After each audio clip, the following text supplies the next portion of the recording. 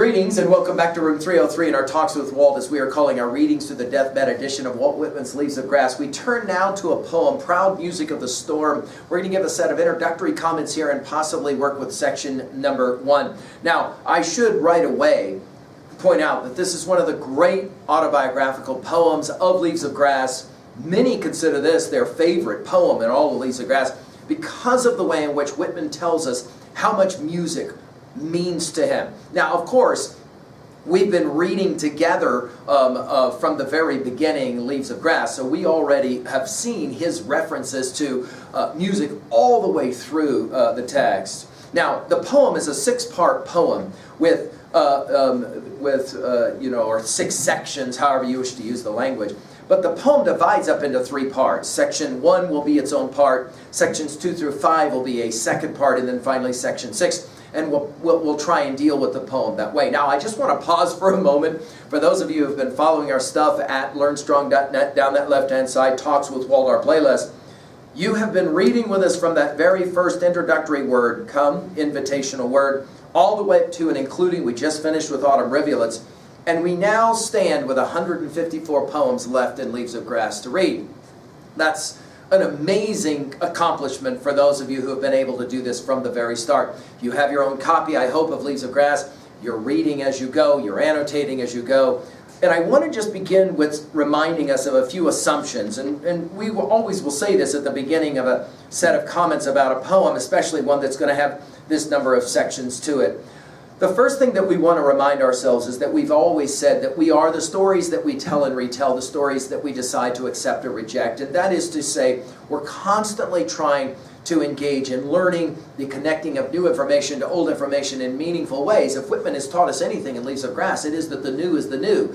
The NEW is the KNEW. Now, of course, our annotative approach is to always work at 3 levels. What does the text say? What does the text mean? How can I relate to it in some way? At level 1, summary. What does the text say? At level 2, themes, messages as 2A and 2B, rhetoric, literary techniques. Not what Whitman says, but how he says it. And we're always enjoying the way in which he plays that game. For example, many readers of this poem have pointed out the really beautifully symphonic way that the lines work. And right away, when we open the poem, we start reading, we'll pay attention to it.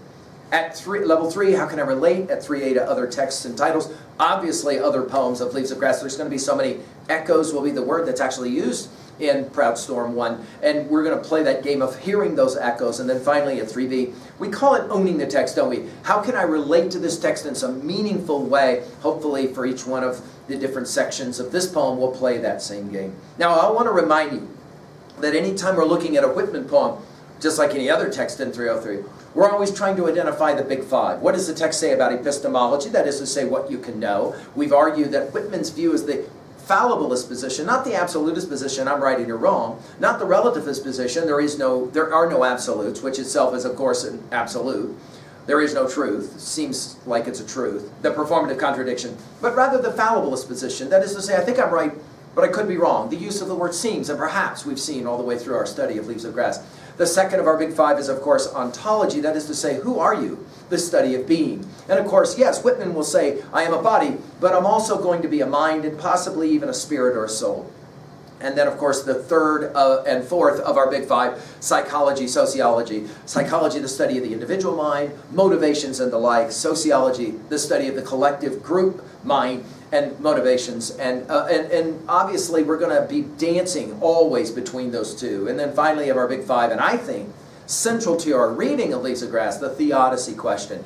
That is to say, why is it that bad things have to happen? Of course, in Whitman's mind, the worst imaginable thing is that tragic civil war that will happen, that will destroy his health and ultimately lead him to have to come to terms with what it means that he was so hopeful that his collection of poems, Leaves of Grass, would somehow keep America from fighting. And of course, it didn't happen that way. Now, we've talked about Whitman, but really we talk about 5 Whitmans, don't we? At least 5. Obviously, there's more than that. And we call them the 5 Ps, or 5 perspectives on Whitman. Whitman is person in his biography, no question. For example, he learned to love the music, especially the music of opera. We've commented on it a number of times already. Whitman is poet. No question that's going to be important for us. Whitman is pedagogue or teacher. We've commented again and again how, go back to our comments of Song of Myself, passage 46 and 47, his idea that he started out as a teacher and he always remains somehow a teacher. Whitman is politician, his love especially of democracy, and finally Whitman is philosopher. From Socrates to Emerson, he's going to be influenced. People like Hegel will come to mind already. Now again, our approach here is to suggest that you are reading this material on your own, and then you simply come to our comments to try and help you with that reading. Now, we have been using our Nortons all the way through to give us some background information, and Nortons will give us a lot of information here. And in fact, Nortons will have probably more annotations for a single poem in this one because of so many of the references that are made. Now, we're told that right away this poem was published as Proud Music of the Sea Storm in the Atlantic Monthly of February 1869. Whitman had asked Emerson to offer it to the editor, James T. Fields, and he was paid $100 for it. Now, that's a big deal because, as we said, Whitman didn't make much money during his lifetime from all the poems that he published. It was the second and last Whitman poem to appear in The Atlantic, of course, a magazine that we still cherish today. Asked why he had appealed to Emerson, Whitman replied, quote, "For several reasons, I may say, but the best reason I had was in his own suggestion that I should permit him to do such things for me when the moment seemed right for it," end quote. Whitman referred to his achievement in one of his anonymous pieces for the Washington Star of January 18th, 1869. We've told you that he would write his own review sometimes, only he wouldn't put his name there. And he said it this way about this poem. "The Atlantic for February contains a long poem from his sturdy pen and one of the very best, to our notion, that he has yet written." So let's put that in our notes right away. Whitman thought that this was one of his strongest poems, end quote. With present title and one significant revision, the insertion of the phrase, "bridging the way from life to death," in the penultimate line, the poem appeared in the 1871 Passage to India, the 1876 Two Rivulets, and Leaves of Grass, 1881. Nortons goes on. Critics have praised the musical pattern of this poem, its symphonic structure, and its similarity to an operatic overture, and such comparisons are provocative.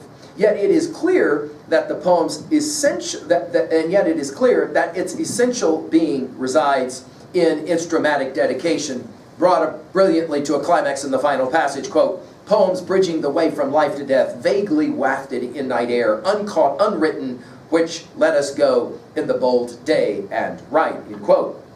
In the beginning, now to just talk about the poem, Nortons, the poet is seized by the music, not alone of physical nature, but of the hidden orchestras of human actions past and present, which in the varied forms of festival, war, baldry, and all the passionate chants of life are celebrated in the second section of the poem, that is to say 2 through 5. Then in the third section, the poet dwells delightedly on his own musical experience, an experience presently extended to the music of the wide world, heard and imagined until he cries, "Give me to hold all sounds, fill me with all the voices of the universe," end quote. Then, awakened from his trance, he knows that he has found his clue to go forth to tally life, refreshed and cheered. One great surmise remains. Now, in mid-career, he feels a new rhythmus to fit the poems he has yet to write. Thus, Proud Music of the Storm announces a new phase in which, as noted in both the 1872 and 1876 prefaces, Whitman turns to the sphere of spiritual law. And then finally, Nortons points out that the poem is a fitting prelude for Passage to India. There's no question about that. As we turn to the poem itself, we're going to see that it sits brilliantly between Autumn Rivulets, those 38 poems we just finished, and what some consider to be the most important universalist poem ever written, Passage to India. We will get to it, obviously, here in a bit.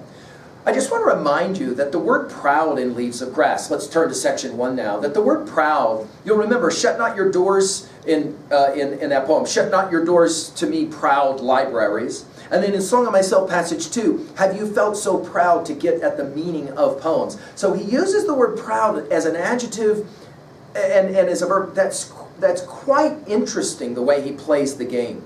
Music, you'll remember in Cabin Ships at Sea, music of the waves. And the word storm from me and perturb, to confront storms as the trees and animals do. And to that degree now, we'll turn with that background to enjoy passage number 1. Proud music of the storm. By the way, hear that rhythm. Proud music of the storm. Right? Proud music of the storm. Can you hear it already? Proud music of the storm. Blast that careers so free. Pay attention in this poem to his verbs and his adjectives. Blast that careers so free, whistling across the prairies. Significant given the poem we just finished as we ended autumn rivulets with the word prairies, right? Strong hum of forest treetops, wind of the mountains. And immediately we go, oh, wait. So we're going to be celebrating here the music that starts actually in nature itself. And we're obviously cognizant of Percy Bysshe Shelley's Ode to the West Wind. And in part 5, he talks about that wind that goes through the trees. We've given a full lecture on it at learnstrong.net if you're interested. Personified dim shapes, you, hidden orchestras. In other words, what we often don't recognize is the music of nature. And now we're going to get, with that you, 9 of these yous that will speak directly to the music. You, serenades of phantoms. You'll remember this word serenades gets used in Lilac's Last Bloom 14. It's the only other time the word gets used. With instruments alert, that is ready, right, prepared. Blending with nature's rhythmus, all the tongues of nations. You'll remember this word blending from Pent Up Aching Rivers. The universality will be a central part of this poem. In many ways, you could argue, Drum Taps proves that Whitman is the poet of America. And then in poems like this and the one to follow in Passage to India, Whitman is the poet of the world. So it's like he becomes unbelievably universal. And as many have said, including us in our study of Dante and learnstrong.net, we'll get to our Dante later in this poem with Paradiso.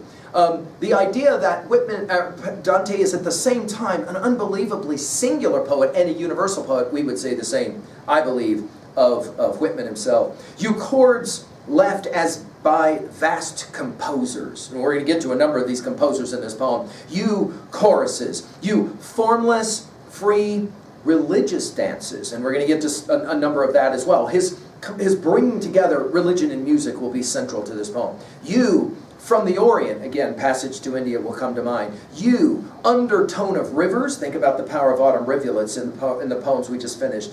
Roar of pouring cataracts. Again, back to rivulets. You, sounds from distant guns with galloping cavalry. Echoes of camps with all the different bugle calls. Trooping tumultuous, filling the midnight late. Bending me powerless. Entering my lonesome slumber chamber. Why have you seized me? It's fascinating. Notice the genius of this. He starts with the music of nature and ends with the music of war, taking us, of course, back to drum taps with this notion of distant guns and galloping cavalry. The echoes of camp, we're going to point out that I think T.S. Eliot is very influenced by Walt Whitman, and I've made this argument a number of times to you already. We have given full lectures on every word in line of all of T.S. Eliot's 4 quartets. You'll remember in those opening lines of Burton Norton, my words echo thus in your mind, but to what purpose? Disturbing the dust on a bowl of roses I do not know. Other echoes inhabit the garden, shall we follow? Quick, said the bird, find them, round the corner, through the first gate into our first world. This idea of echoes, I think that 4 quartets is in some ways born in a poem like Proud Music of the Storm, even if Eliot himself never wished to argue as much. By the way, you'll remember the word echoes starting from Palmach 11, to go back and look at that one. The tumultuous, the word tumultuous, and I think this text will play with that game of, it unsettles you. Great music unsettles you just like great art. Notice, filling the midnight late, bending me powerless. We're back to the trees with bending. I love the genius of this poem. Entering my lonesome slumber chamber. In other words, my dreams. So it's fascinating that we're about to see the great poem Sleepers here in a little bit. And we're already being set up for it. But if you'll think about it, Whitman's been playing around with the idea of what goes on in our dreams for a long time. Obviously, this is as well going to connect with our study of Freud, no question. And then finally, Section 1, Part 1 will end with this question, why have you seized me? You'll remember from Broadway Pageant 2, this use of the word seized. And I told you guys so much about hugging, grasping, clinging, holding on to. here it's ceasing, will be played all the way through our study of Leaves of Grass. Well, let's finish really quickly at 2A. What is it that we're going to say with this opening section, part 1 of Proud Storm? Well, I think his argument is that the music of nature is always the source of the best art, and we would say dream-filled art. And we're going to see that played out in this powerful poem that is ostensibly Whitman waking up from a dream that he had, where in his dream music is so celebrated. At 2B, I love the repetition of you again and again and again, only he's really not speaking to you, the reader, as he's done so regularly, but of course to this dream and to the music of the dream. I mentioned already at 3A, Burnt Norton and the Four Quartets, inspired maybe by Whitman, maybe by this poem itself.